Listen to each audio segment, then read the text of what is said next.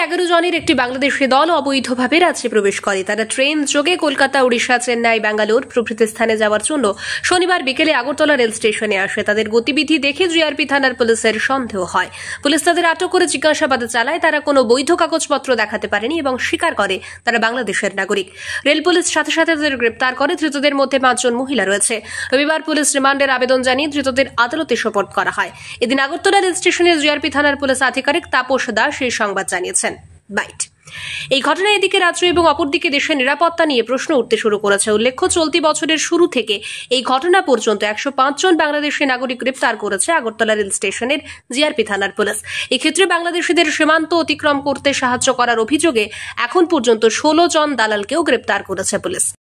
হ্যাঁ, আমরা গতকালকে 11 জন বাংলাদেশি নাগরিককে আমরা অ্যারেস্ট করেছি আমাদের আগরতলা রেল স্টেশন থেকে।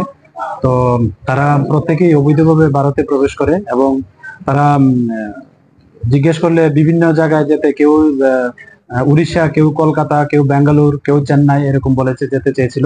তো গতকালকে আমাদের জিআরপি থানাতে এই নিয়ে একটা মামলা হয়েছে। আজকে আমরা তাদের মহামান্য আদালতে প্রেরণ করছি। তো এই হলো আর কি।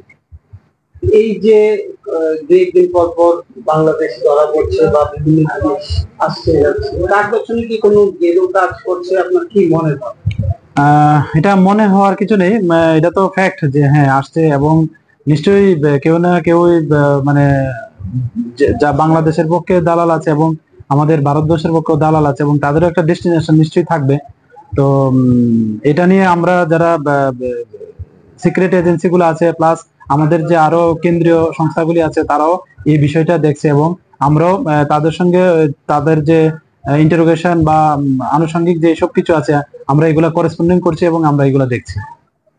এটা কি দেশের পক্ষে, রাজ্যের পক্ষে একটা থ্রেটের বিষয়?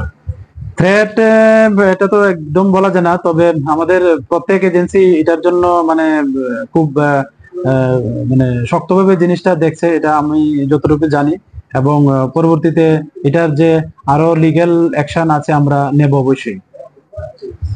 আগরতলা থেকে প্রবীর দেববর্মার রিপোর্ট, সত্যের খোঁজে 24 ঘন্টা।